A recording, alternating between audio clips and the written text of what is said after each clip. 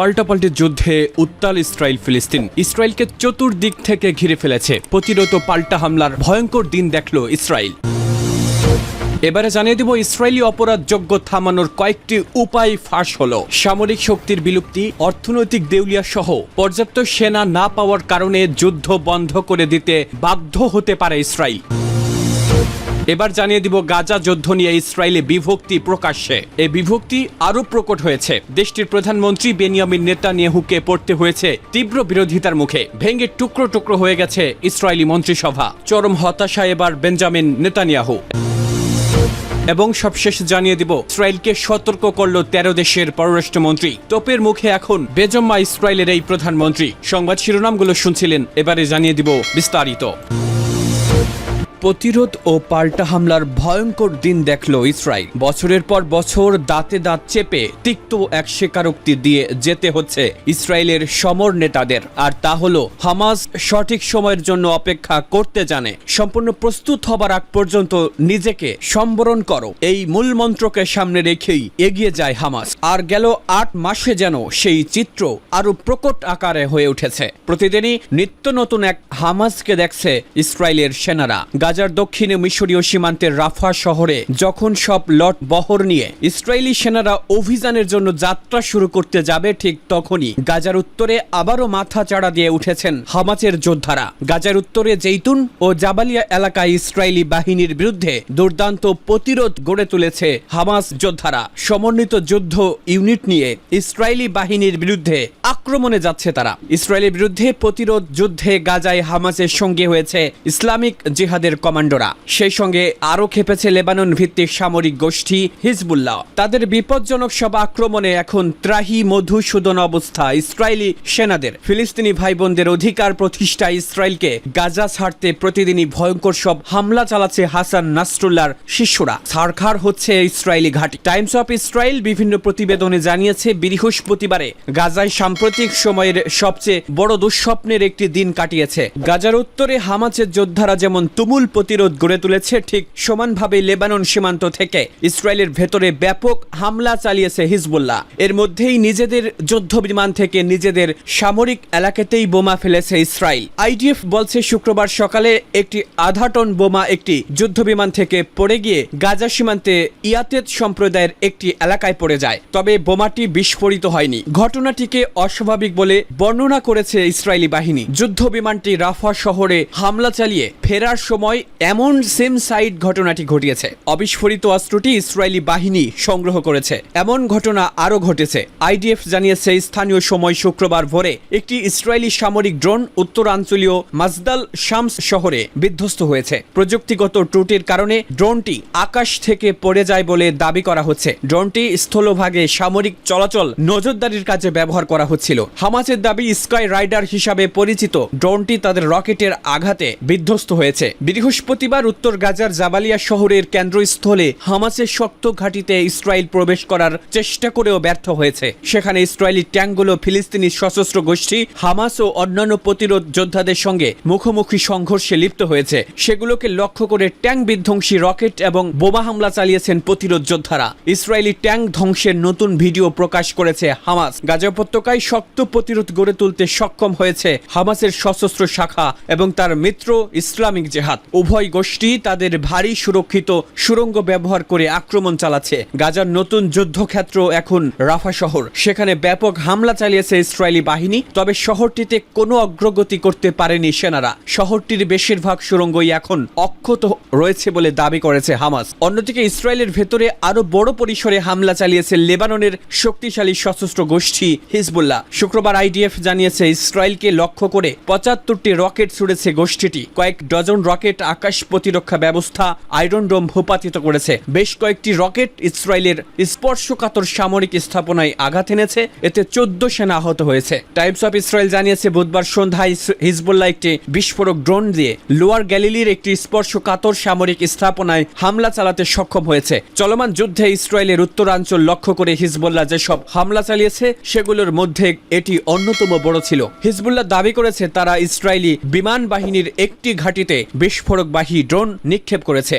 Israeli অপরাধযোগ্য থামানোর কয়েকটি উপায়। গাজায় ফিলিস্তিনি জনগণের উপর ইহুদিবাদী ইসরায়েলের চলমান গণহত্যা বা জাতিগত শুদ্ধি অভিযান শুরুর আগে ফিলিস্তিনি জেলেদের দিকে তাজা গুলি নিক্ষেপ করত ইসরায়েলি টহল বোটগুলো এবং ফিলিস্তিনি জেলেদের গ্রেপ্তার করত।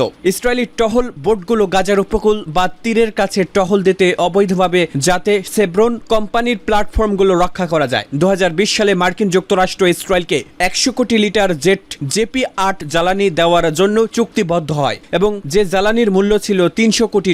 গত বছরের 2023 অক্টোবর মাসে ইসরায়েলকে JP-8 দেওয়ার জন্য সেখানে পাঠানো হয়েছিল 3টি মার্কিন ট্যাঙ্কার। এইসব জ্বালানিও যোগানদাতা হলো ভ্যালেরো নামক জ্বালানি শোধনাগার, যা রয়েছে টেক্সাস অঙ্গরাজ্যের কর্প ক্রিস্টি নামক উপকূলীয় শহরে। অন্য একটি চালান ওভারসিজ সানকোস্ট নামক জাহাজের মাধ্যমে ভূমধ্যসাগরের পথ ধরে ইসরায়েলে যাচ্ছে বলে শোনা গেছে। ইসরায়েলি যুদ্ধ অপরাধ বন্ধ করতে এই জেট জ্বালানির যোগান বন্ধ করা ও এসব পরিবহনকারী জাহাজগুলোকে থামিয়ে দেওয়া জরুরি। স্বেচ্ছাসেবী কর্মীরা বন্দর শ্রমিকদের মাধ্যমে ও ট্রেড ইউনিয়নগুলোকে রাজি করিয়ে বন্দরে এইসব জাহাজের নোঙ্গর করা ঠেকিয়ে দিতে পারেন এবং তাতে ইসরায়েলের বর্বর হামলা বন্ধের পথ সুগম হবে। এছাড়াও একই লক্ষ্যে ইসরায়েলের জ্বালানি খাতগুলোতে পুঁজি বিনিয়োগ বন্ধ করাও জরুরি। গত এক দশকে ইসরায়েল গ্যাস ও ফিলিস্তিনের চুরি করা পানির বড় ধরনের রপ্তানিকারক হওয়ার চেষ্টা করেছে। এইসব প্রকল্পের পেছনে মার্কিন সরকারের মদত যুক্ত করা হয়েছে, যাতে ইসরায়েল হয়ে ওঠে বিশ্বের জ্বালানি নিরাপত্তার এক কৌশলগত অঞ্চল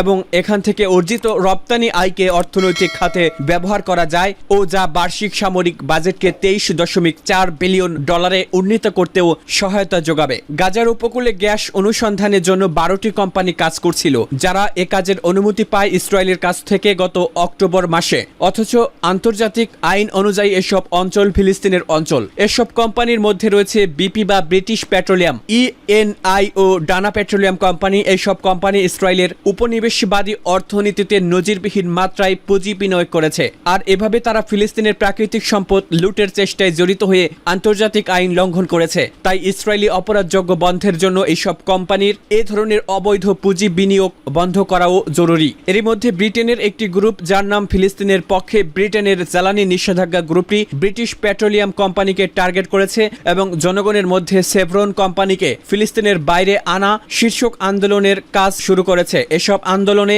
জনমত গড়ে উঠলে ইসরায়েলের সঙ্গে এই কোম্পানিগুলোর অবৈধ ও উপনিবেশবাদী সহযোগিতা ফাঁস হওয়ার কারণে তাদের তথা মালিক পক্ষের জন্য রাজনৈতিক ক্ষতি বয়ে আনবে। ছাত্র ও গণ আন্দোলনগুলোকে একই লক্ষ্যে ইতালির সরকারি কোম্পানি ইনি, ফ্রান্সের টোটাল ও গ্রিসের এনার্জির কোম্পানির বিরুদ্ধে সোচ্চার হতে হবে, কারণ এই কোম্পানিগুলো ফিলিস্তিনের সাগর থেকে গ্যাস চুরির চেষ্টা করছে।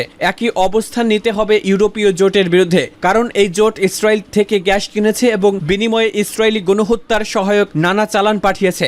ইসরায়েলকে অপরাধযোগ্য থেকে বিরত রাখতে ইসরায়েলি গ্যাসবাহী জাহাজগুলোকে ঠেকিয়ে দিতে হবে, যাতে সেগুলো ইউরোপের বন্দরগুলোতে ভিড়তে না পারে। এছাড়া ইসরায়েলের উপর আরোপ করতে হবে অস্ত্র নিষেধাজ্ঞা ও ইসরায়েলি পণ্যের উপর নিষেধাজ্ঞা। এসব লক্ষ্য নিয়ে কাজ করছে ডিসরাপ্ট পাওয়ার নামক একটি স্বেচ্ছাসেবী গ্রুপ। এসব আন্দোলন এক বৈশ্বিক আন্দোলনে রূপ নিচ্ছে ক্রমেই। গাজা যুদ্ধ নিয়ে ইসরায়েলে বিভক্তি প্রকাশ্যে। গাজা উপত্যকায় সামরিক অভিযান নিয়ে ইসরায়েলের ঘরে ঝগড়ার বিষয়টি অনেক দিন ধরেই কানাঘুষা চলে আসছে। এবার সেই ঝগড়া প্রকাশ্যে রূপ নিল। চলতি সপ্তাহে ইসরায়েলি সরকারের মধ্যে বিভক্তি আরো প্রকট হয়েছে। দেশটির প্রধানমন্ত্রী বেনিয়ামিন নেতানিয়াহুকে পড়তে হয়েছে তীব্র বিরোধিতার মুখে। ইসরায়েলের প্রতিরক্ষা মন্ত্রী সরাসরি প্রধানমন্ত্রী নেতানিয়াহুর কাছে গাজা যুদ্ধ নিয়ে একটি সুস্পষ্ট কৌশল দাবি করে সুর চড়িয়ে বলেছেন, 8 মাস ধরে চলমান যুদ্ধে যেসব এলাকা থেকে হামাস যোদ্ধাদের নির্মূলের দাবি করা হয়েছিল, ঠিক সেখানেই ফিরে আসছে ফিলিস্তিনের প্রতিরোধ যোদ্ধারা। এই ধরনের পরিস্থিতিতে প্রতিরক্ষা মন্ত্রী ইয়োফ গ্যালান্ট সোজা ভাষায় জানিয়েছেন, গাজা উপত্যকায় একটি সামরিক সরকার প্রতিষ্ঠায় ইসরায়েলি পরিকল্পনা তিনি মেনে নেবেন না। যুদ্ধ শেষে গাজার শাসনভার কাদের উপর ছেড়ে দেওয়া হবে তা নিয়ে নেতানিয়াহুর দিক নির্দেশনা না থাকায় নিরাপত্তা সংকট তীব্র হচ্ছে। ইসরায়েলি মন্ত্রিসভার এক বৈঠকে প্রধানমন্ত্রী নেতানিয়াহুর কঠোর সমালোচনা করেছেন ইয়োফ গ্যালান্ট। তিনি বলেন, গাজায় যদি ইসরায়েলের বেসামরিক বা সামরিক শাসন প্রতিষ্ঠার কোনো সুস্পষ্ট পরিকল্পনা না থাকে, তাহলে সেটা জনসম্মুখে নেতানিয়াহুর বলা উচিত। এ নিয়ে তার নিরাপত্তা সংকট তৈরি করছে। ক্ষোভের সুরে গ্যালান্ট আরো বলেন, অক্টোবর থেকে আমি মন্ত্রিসভায় এই বিষয়টি ধারাবাহিকভাবে উত্থাপন করে যাচ্ছি, কিন্তু এখন পর্যন্ত কোনো সাড়া পাইনি। এ সময় গাজা যুদ্ধের পরিকল্পনা নিয়ে প্রকাশ্যে সরকারের ব্যর্থতা নিয়ে হতাশাও প্রকাশ করলেন ইসরায়েলি প্রতিরক্ষা মন্ত্রী ইয়োফ গ্যালান্ট। মন্ত্রিসভা মন্ত্রিসভার বৈঠকে ইসরায়েলি প্রধানমন্ত্রীও কড়া ভাষায় প্রতিরক্ষা মন্ত্রীকে আক্রমণ করেন। গ্যালান্টের এমন সব মন্তব্যের জবাবে পাল্টা করা বার্তা দেন নেতানিয়াহু। হামাস এবং ফাতার কার্যকলাপ তুলে ধরে নেতানিয়াহু জানান তিনি ফাতাহ হস্তানের কাছে হামাস্তান দিয়ে দিতে প্রস্তুত নন। তিনি গ্যালান্টের নাম উল্লেখ না করে ইঙ্গিতে বলেছেন, গাজায় 8 মাস ধরে চলা সংঘাতে এখনও হামাসকে ধ্বংস করতে না পারায় অজুহাত তৈরি করছেন অবসরপ্রাপ্ত অ্যাডমিরাল। তবে নেতানিয়াহুর এমন মন্তব্যে সন্তুষ্ট হতে পারেনি দেশটির যুদ্ধকালীন মন্ত্রিসভার মন্ত্রী ও মধ্যপন্থী সাবেক জেনারেল বেনি গান্তোচও। নেতানিয়াহুর কথার জবাবে ইসরায়েলি প্রতিরক্ষা মন্ত্রী বলেছেন, সিদ্ধান্তহীনতা গাজায় দুটি খারাপ বিকল্প রেখে যাবে। ইসরায়েলের অভিযান শেষে হামাসই গাজা শাসন করবে অথবা ইসরায়েল সামরিক শাসন প্রতিষ্ঠা করবে। এটি হামাসের উপর চাপ কমিয়ে দেবে এবং বন্দীদের মুক্তির সম্ভাবনাকেও ক্ষতিগ্রস্ত করবে। গ্যালান্ট বলেছিলেন, হামাসকে পরাজিত করার এবং সশস্ত্র গোষ্ঠী হামাসের হাতে 7 অক্টোবর জিম্মি হওয়া ইসরায়েলিদের পুনরুদ্ধার করার যে লক্ষ্য নেতানিয়াহু সরকার নিয়েছে সেগুলো পূরণ করতে হলে গাজায় অবশ্যই একটি বিকল্প ফিলিস্তিনি শাসনের ভিত্তি স্থাপন করতে হবে। ইসরায়েলকে সতর্ক করলেন 13 দেশের পররাষ্ট্রমন্ত্রী। ইসরায়েলকে রাফা স্থল আক্রমণ বন্ধ করতে এবং ফিলিস্তিনি জনগণের কাছে আরও সহায়তা পৌঁছানোর অনুমতি দেওয়ার জন্য একটি চিঠিতে স্বাক্ষর করে সতর্ক করেছেন 13 দেশের পররাষ্ট্রমন্ত্রী। জার্মান বার্তা সংস্থা ডিপিএ জানিয়েছে, যুক্তরাষ্ট্র ছাড়াও G7 দেশগুলোর অন্য সব সদস্য দেশ বুধবার 4 পৃষ্ঠার ওই চিঠিতে স্বাক্ষর করেছে। ইসরায়েলি পররাষ্ট্রমন্ত্রী ইসরায়েল কার্টসকে পাঠানো চিঠিতে মন্ত্রীরা ইসরায়েলি সামরিক নিয়ন্ত্রণে থাকা রাফা ক্রসিং সহ ত্রাণ সরবরাহের জন্য সমস্ত সীমান্ত ক্রসিং খুলে দিয়ে গাজার বিধ্বংসী ও ক্রমবর্ধমান মানবিক সংকট নিরসনে নেতানিয়াহু সরকারের প্রতি আহ্বান জানিয়েছেন। G7 ভুক্ত দেশগুলোর পররাষ্ট্রমন্ত্রী জার্মানি, ফ্রান্স, যুক্তরাজ্য, ইতালি, জাপান ও কানাডার পররাষ্ট্রমন্ত্রী এবং Australia, Denmark, Finland, Netherlands, New Zealand, দক্ষিণ কোরিয়া ও সুইডেনের পররাষ্ট্রমন্ত্রীরা এই চিঠিতে স্বাক্ষর করেছেন।